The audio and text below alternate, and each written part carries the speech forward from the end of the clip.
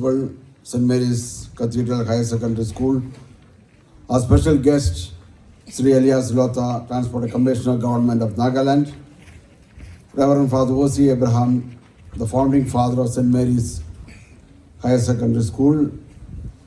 The village chairman and his colleagues, management, board members, teachers, retired as well as the present ones, dear sisters, Sister Binda, the vice principal, non-teaching staff, parents, invited guests, and my dear friends.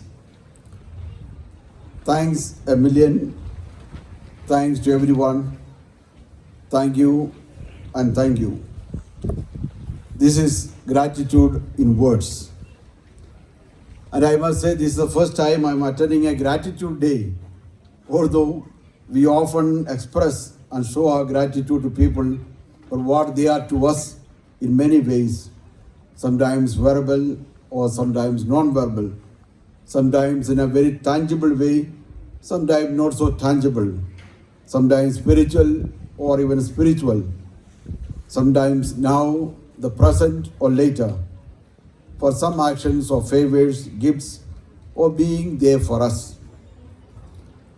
And therefore, I am happy to be here this morning, once again, to express verbally and meaning from my heart, thank you to everyone present here.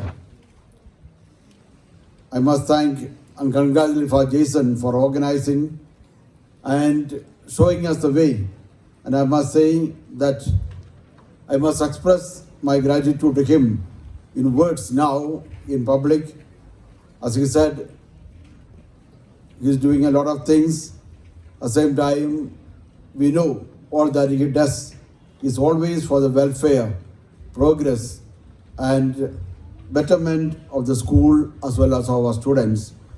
And therefore, in the name of the diocese, as well as the name of everyone present here, I'd like to thank him for the initiative, for the ingenious ways by which he is trying to bring up the school. Of course, he said that I don't come often, but I look from the cathedral, I can see what's happening here.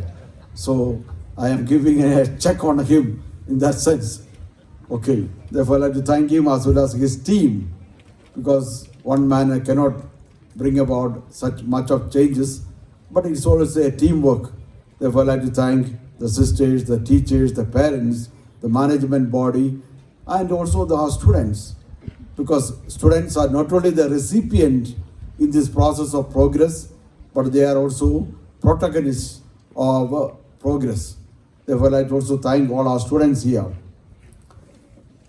Well, as you know, the word gratitude comes from the Latin word gratia, which means grace, graciousness, or gratefulness. It's a synonym with appreciation, acknowledgement, and respect. Gratitude is a thankful appreciation of what an individual receives from others through various ways that they show to them. With the gratitude, people acknowledge the goodness in their lives. In this process, people usually recognize that the source of that goodness lies, at least partially, outside themselves. That is, we are not only receiving the goodness because I am good, but also because other people are good. So this is a reciprocal relationship between the receiver as well as the giver. Gratitude helps people to feel more positive in their emotions, and they relish such good experiences. And we know that studies have shown that it improves their health, improves their general welfare, and much more, build up strong, intimate relationship. Study has shown among the couples that individuals who take time to express gratitude for their partner not only felt more positive towards the other person, but also feel comfortable at ease. Gratitude helps people to refocus on what they have instead of what they lack. So it is important that gratitude is something more positive, not a negative aspect in the sense we don't focus on what I don't have, but we focus on what we have. and build up on that positive possession of qualities. Members who remember to say thank you to people will always build up people positively. And therefore, today is a day in a very special way, when we need to appreciate, express this gratitude, and then show it in tangible ways, or express it in words at least, so that people and a new atmosphere of a comfortable relationship is built up. Of course, we know gratitude sometimes does not come automatically, but it can also be cultivated, just like any other habits.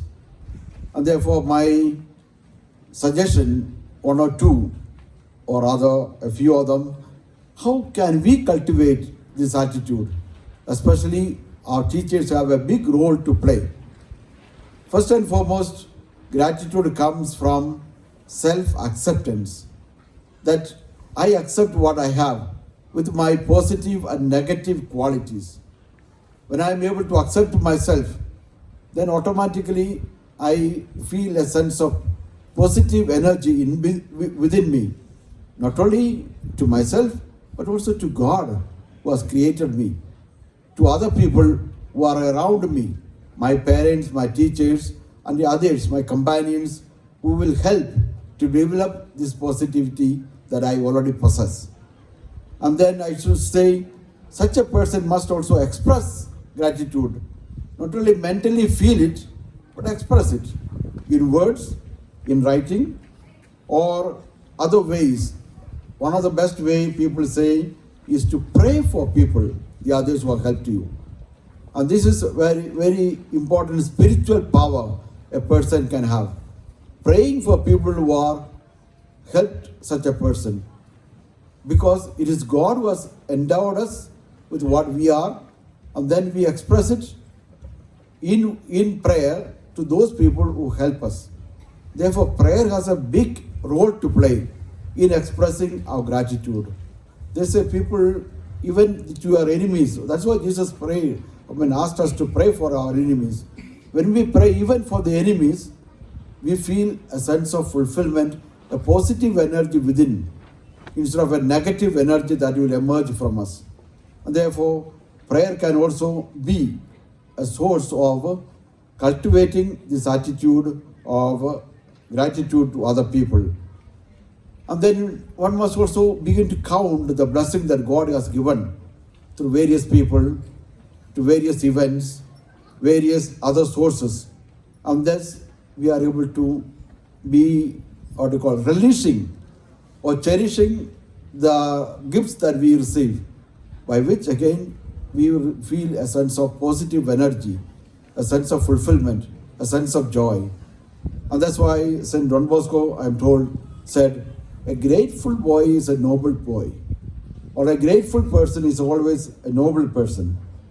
And a school like this, or in our childhood experiences, must make us grateful to many people. For Jason also, the others spoke about the role of a teacher. Definitely, we know that Nagaland, we have got so many Catholic schools, and our teachers feel a sense of fulfillment, not because of the money, the quantity, or the amount of money they receive as salary, but because of other reasons. That's what they stick to. And I feel that our teachers are happy, not because of the money they receive only, but because if money can make them happy, the government school teachers should be more happy. And they should have given out more of output to the children. But we know that does not happen. But the teachers are happy because of the fact that they feel a sense of fulfillment seeing their own student occupying positions of power, influence. And for a teacher, that is the greatest joy. Sir Anni yesterday told us that so many children came to meet him to say thank you for what they are, because of the role he has played in their lives. And that is a real sense of fulfillment, a satisfaction, the reward a teacher gets. And I pray that all our teachers feel this sense of fulfillment, because they are molding the lives of young children to take up positions of responsibility in the society. And in turn, I must request our children who take roles of responsibility, of influence, to imbue, to permeate the environment or the ambient with positive qualities, especially the moral qualities, moral values that you learn in your school. And I many places wherever I go now, I say that the Catholic Church has educated so many. And I must say maybe about 40% of our bureaucrats, government officials, even politicians have come out of our Catholic schools. But how much of moral influence have they exerted in their society positively?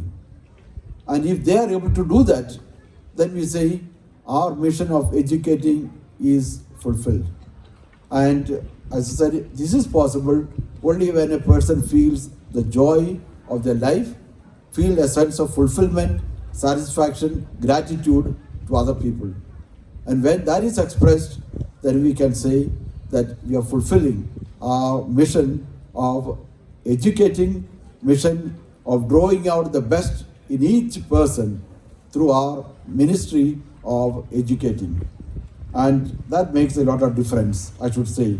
And therefore, remember, I concluded these words with this quotation: it is not happiness that makes us grateful, but a gratefulness that makes us happy.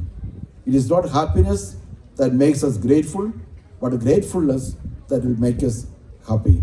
Thank you, and God bless you. It was a great pleasure to listen to